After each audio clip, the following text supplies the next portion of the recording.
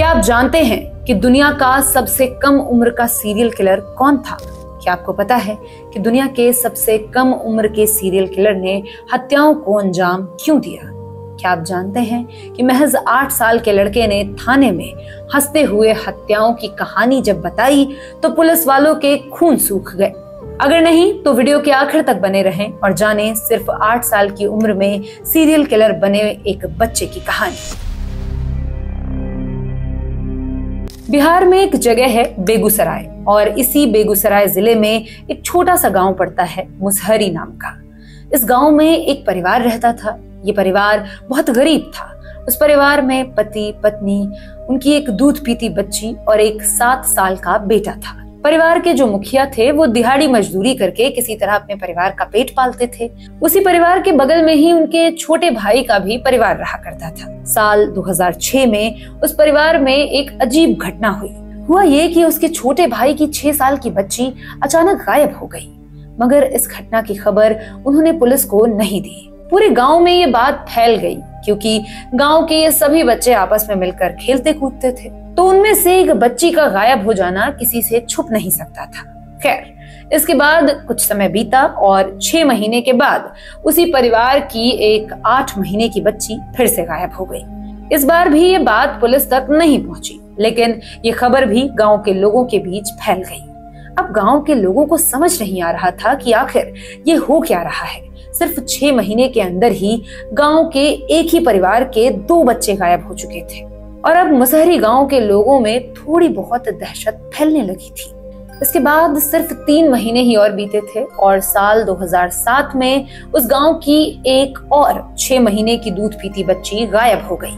लेकिन पहली बार ऐसा हुआ था कि जो बच्ची इस बार गायब हुई वो उस परिवार की नहीं थी जिस परिवार के पहले भी 2 बच्चे गायब हो चुके थे, बल्कि वो बच्ची एक दूसरे परिवार की थी। दरअसल हुआ ये कि जहाँ ये परिवार रहता था, जिनके 2 बच्चे गायब हो चुके थे, उनके पड़ोस में ही चुनचुन देवी नाम की एक औरत रहा करती थी। उसकी एक 6 महीने की बच्ची थी जिसका नाम था खुशबू। तो चुनचुन देवी अपनी बेटी को गांव के ही एक प्राइमरी स्कूल में खिला रही थी। इसी बीच अचानक से उसे घर का एक काम याद आया, तो वो अपनी बेटी खुशबू को वहीं स्कूल में ही सुलाकर चली गई। थोड़ी देर बाद जब वो वापस लौटी तो देखा कि खुशबू गायब है। उसके बाद चुनचुन देवी पूरे गांव में चारों तरफ उसे ढूंढती रही। तमाम रिश्तेदारों से पूछा, लेकिन खुशबू का कोई सुराग नहीं मिलता। आखिर में थक हार कर वो भगवानपुर पुलिस स्टेशन पहुंचते हैं, जिसके अंदर में ये मुसहरी गांव आता था, और वहां जाकर खुशबू की मिसिंग रिपोर्ट लिखवा देती है। अब ये पहली बार हुआ था कि गांव से किसी बच्चे के गायब होने की रिपोर्ट पुलिस तक पहुंची थी। इसके बाद गांव में पुलिस आती है। वो भी खुशबू को इधर उधर ढूंढती है और लोगों से पूछताछ करती है, मगर खुशबू का कुछ पता नहीं चलता। हालांकि इस पूछताछ के दौरान पुलिस को एक जानकारी मिलती है कि इस गांव से पहले भी 2 बच्चे गायब हो चुके हैं और वो दोनों बच्चे एक ही परिवार के थे। तो पुलिस अब खुशबू के घर जाती है और उसके माँ बाप से खुशबू के बारे में पूछताछ शुरू कर देती है। थोड़ी देर तक पूछताछ के बाद वो परिवार अपने 8 साल के बेटे अमरजीत सादा को बुलाते हैं और कहते हैं कि अगर खुशबू के बारे में कोई कुछ बता सकता है तो वो यही है। पुलिस को ये बात बहुत अजीब लगती है कि आखिर एक 8 साल के बच्चे को कैसे सब कुछ पता होगा, लेकिन फिर भी पुलिस सोचती है कि चलो क्या पता इस बच्चे के जरिए कोई सुराग मिल जाए। तो अब पुलिस ने उस 8 साल के बच्चे अमरजीत सादा से पूछा कि बेटा, तुम्हें पता है कि खुशबू कहाँ है? पुलिस वाले का ये सवाल सुनकर बच्चा हंसने लगा। पुलिस ने दोबारा पूछा तो वो फिर हंसने लगा और हंसते हंसते हुए बोला, हाँ मुझे पता है खुशबू के बारे में। पुलिस ने कहा कि तुम्हें पता है तो बताओ खुशबू कहाँ है? तो वो फिर कुछ नहीं बोला और जितने भी पुलिस वाले वहां मौजूद थे सबकी शक्ल बार बार देखता और हंसता रहा। पुलिस वालों को भी लगा कि वो शायद अपना टाइम इस बच्चे पर खराब कर रहे हैं, क्योंकि उससे खुशबू के बारे में जितनी बार भी पूछताछ की जाती वो उतनी बार हंसने लगता। मगर फिर भी पुलिस उससे खुशबू के बारे में पूछती रही कि शायद कोई सुराग मिल जाए। इसी बीच अचानक से एक बार अमरजीत बोल पड़ा और कहा कि अगर मुझे बिस्कुट दोगे तो सब कुछ बताऊंगा। अमरजीत की बात सुनकर पुलिस वाले ने उसके लिए एक बिस्कुट का पैकेट मंगाया और उसे दिया। बिस्कुट का पैकेट मिलने के बाद उसने बिस्कुट खोला और खाने लगा।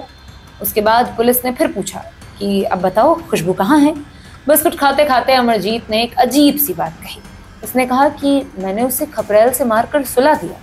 ये बात सुनकर पहले पुलिस वालों को बड़ा आश्चर्य हुआ, लेकिन फिर उन्होंने अमरजीत से दोबारा पूछा तो उसने दोबारा भी यही बात बोली। अब पुलिस वालों को भी थोड़ा इंटरेस्ट आ रहा था, तो उन्होंने पूछा कि तुमने खुशबू को कहाँ सुलाया? तो वो बोला कि चलो वो जगह दिखाता हूँ। इसके बाद अमरजीत पुलिस वालों को अपने साथ लेकर उस प्राइमरी स्कूल से थोड़ी दूर एक सुनसान जगह पर ले गया और वहां पहुंचकर एक साड़ी की ओर इशारा करते हुए कहा, मैंने उसे यही सुलाया था। पुलिस ने उस झाड़ी के पास जाकर देखा तो वहां एक छोटा सा गड्ढा था जो कि घास फूस और पत्तों से ढका हुआ था, और जब पुलिस ने वो घास वगैरह हटाई तो उनके होश उड़ गए। दरअसल उसमें खुशबू की लाश थी। अब पुलिस वाले भी सोच में पड़ गए कि आखिर एक 8 साल का बच्चा जो बोलता कम है और हंसता ज्यादा है और जिससे सिर्फ इसलिए पूछताछ की जा रही थी ताकि वो कोई सुराग दे सके, अंत में वो बच्चा ही कातिल निकलेगा, ऐसा पुलिस वालों ने दूर दूर तक नहीं सोचा था। इसके बाद पुलिस वालों ने अमरजीत को खुशबू का मर्डर करने के जुर्म में गिरफ्तार कर लिया और उसे अपने साथ पुलिस स्टेशन ले गई। मगर अमरजीत अब भी पुलिस स्टेशन और पुलिस वालों को देखकर बस हंसे जा रहा था। शायद उसे कुछ पता ही नहीं था कि पुलिस क्या है, पुलिस स्टेशन क्या है, कानून क्या है। खैर, पुलिस स्टेशन पहुंचने के बाद पुलिस ने अमरजीत से पूछा कि तुमने खुशबू का मर्डर क्यों किया? अमरजीत ने पुलिस को बताया कि सबसे पहले तो वो प्राइमरी स्कूल से खुशबू को उठाकर गांव के बाहर एक सुनसान खेत में लेकर गया। फिर वहां उसने खुशबू का गला दबाया और वहीं खेत में ही एक बड़ा सा ईंट उठाकर उसने खुशबू के सिर पर दे मारा। इसके बाद खुशबू को वहीं एक छोटे से गड्ढे में छुपाकर वो भाग गया। अमरजीत की ये बात सुनने के बाद पुलिस को वो 2 बच्चे भी याद आ गए जो खुशबू से पहले उस गांव से गायब हो चुके थे और जो अमरजीत के परिवार से ही थे। पुलिस को लगा कि कहीं उन दोनों बच्चों के गायब होने में इसी का हाथ तो नहीं, इसलिए पुलिस ने अमरजीत से दोबारा पूछा कि ये बताओ तुमने और किस किस को खपरेल से मारकर सुलाया है? ये सवाल सुनकर अमरजीत फिर हंसने लगा और बोला कि और बिस्कुट दोगे? फिर पुलिस वालों ने एक और बिस्किट का पैकेट मंगाया और उसे दे दिया। उसके बाद अमरजीत ने 2 और नाम लिए जिनका उसने मर्डर किया था, एक तो अपनी बहन का और दूसरा अपनी चचेरी बहन का। ये सुनकर पुलिस वाले हैरान रह गए क्योंकि उनके सामने 8 साल का एक सीरियल किलर बैठा था जो एक के बाद एक 3 मर्डर कर चुका था, जिनमें से 2 मर्डर उसने अपने ही परिवार के लोगों के किए थे। इसके बाद पुलिस ने अमरजीत के चाचा और उसके माँ बाप को पुलिस स्टेशन बुलाया। उनसे इस बारे में पूछताछ की गई तो उन्होंने पूरी कहानी सुनाई और कहा कि हाँ, अमरजीत ने आज से तकरीबन 9 महीने पहले 2006 में पहला कत्ल अपने चाचा के 6 साल की लड़की का किया था और उसे भी ठीक खुशबू के जैसे ही गला घोंटकर और पत्थर मारकर मार डाला था, और तब अमरजीत की उम्र महज 7 साल थी। खैर, उन्हें ये पता भी चल गया था कि ये मर्डर अमरजीत ने ही किया है, क्योंकि जब उन्होंने अमरजीत से पूछा तो उसने बिना किसी हिचकिचाहट के ये सब कुछ बता दिया था।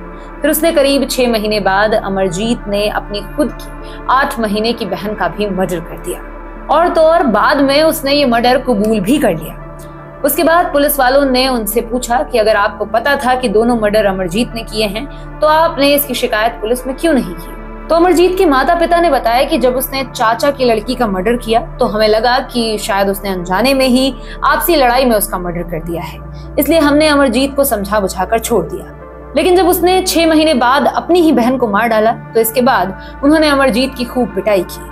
उसने बोला कि वो आज के बाद ऐसा कभी नहीं करेगा, इसलिए हमने उसे एक बार फिर माफ कर दिया और छोड़ दिया। क्योंकि मरने वाला और मारने वाला हमारे ही परिवार से थे, इसलिए हमने इसे एक पारिवारिक मामला मानते हुए पुलिस तक में कोई कंप्लेन नहीं की। पुलिस ने अमरजीत के माँ बाप और चाचा के ये बयान दर्ज तो कर लिए, लेकिन अब भी उनके मन में एक ही सवाल उठ रहा था कि आखिर क्यों अमरजीत ने 3 बच्चों का मर्डर कर दिया। ये सवाल पुलिस के लिए इम्पोर्टेंट इसलिए भी था कि हर एक मर्डर के पीछे कोई ना कोई मकसद जरूर होता है। तो ये जो 3 मर्डर अमरजीत ने किए, उसके पीछे क्या मकसद था, इसका जवाब सिर्फ अमरजीत ही दे सकता था। पुलिस ने अमरजीत से फिर पूछा कि तुमने इन 3 बच्चों को जो मारकर सुलाया वो आखिर क्यों किया? तो उसने बोला कि जब मैं किसी को मारता हूँ तो वो काफी दर्द और तकलीफ में होता है और ये देखने के बाद मुझे मजा आता है। अमरजीत की ये बात सुनकर पुलिस को लग गया कि ये कोई नॉर्मल बच्चा नहीं है और इसकी दिमागी हालत भी ठीक नहीं है। उसके बाद अमरजीत को साइकेट्रिस्ट के पास भेजा गया। डॉक्टर्स ने अमरजीत के व्यवहार, उसके विचारों और उसके मनोविज्ञान का स्तर जानने के लिए स्टडी की। इसके बाद उन्होंने अपनी रिपोर्ट में बताया कि अमरजीत कंडक्ट डिसऑर्डर नाम की एक गंभीर दिमागी बीमारी का शिकार है, जिसकी वजह से उसे किसी को दर्द में देखकर खुशी होती है, उसे अच्छा महसूस होता है। यही कारण था कि जब उसने कत्ल किया तो उसे एहसास ही नहीं था कि वो किसी का खून कर रहा है, ना तो उसे ये पता था कि किसी की जान लेना क्या होता है, और ना ही उसने जो किया उसकी नजरों में गलत था। शायद इसीलिए ना तो वो पुलिस को देखकर घबराया और ना ही पुलिस स्टेशन को देखकर। इन सब के बाद अमरजीत को अदालत में पेश किया गया, और क्योंकि वो एक नाबालिग था और उसे जेल में हार्डकोर क्रिमिनल्स के साथ नहीं रखा जा सकता था, इसलिए उसे बाल सुधार गृह में भेज दिया गया। हालांकि भारतीय कानून के हिसाब से अमरजीत को बाल सुधार गृह में भी 3 साल से ज्यादा नहीं रख सकते थे, और 3 साल बाद आखिर उसे यहाँ से भी आजाद कर दिया गया। मगर बाद में उसकी दिमागी हालत को देखते हुए ये फैसला लिया गया कि जब तक उसकी उम्र 18 साल नहीं हो जाती तब तक उसे वहीं डॉक्टरों की निगरानी में रखा जाएगा। उसके बाद अमरजीत को मुंगेर जिले के एक बाल सुधार गृह में भेज दिया गया, और क्योंकि वो नाबालिग था इसलिए उसके मामले की जानकारी सार्वजनिक नहीं की गई। अमरजीत का जन्म 1998 में हुआ था, तो इस हिसाब से 2016 में उसे वहां से भी आजाद कर दिया गया होगा। आज अमरजीत एक नए नाम के साथ, नई पहचान के साथ एक अजनबी शहर में एक नई जिंदगी जी रहा होगा, लेकिन अभी वो कहाँ है, किस हालत में है, इसके बारे में किसी को कोई जानकारी नहीं है। लेकिन इस घटना ने अमरजीत सादा का नाम न सिर्फ देश बल्कि दुनिया भर में सबसे छोटे, सबसे यंग और सबसे कम उम्र के सीरियल किलर के नाम से दर्ज कर दिया। और आज भी ये रिकॉर्ड अमरजीत सादा के नाम पर ही दर्ज है, क्योंकि जब उसने ये जुर्म किया था तब उसकी उम्र केवल 7 से 8 साल के बीच थी। तो दोस्तों, आज की ये कहानी यहीं पर समाप्त होती है। मुझे विश्वास है कि आपको ये कहानी सुनकर मजा आया होगा। अगर आपको ये कहानी मजेदार लगी हो तो इसे लाइक करें और ज्यादा से ज्यादा शेयर करें। साथ ही कमेंट बॉक्स में अपनी राय दें और हमें बताएं कि आपको ये कहानी कैसी लगी। साथ ही चैनल को सब्सक्राइब करना ना भूलें और हमारे नए वीडियो पर अपडेट रहने के लिए नोटिफिकेशन की घंटी जरूर दबाएं। अब मैं आपसे मिलूंगी अगली कहानी में, तब तक के लिए अपनी सुरक्षा करें और अपने स्वास्थ्य का ध्यान रखें।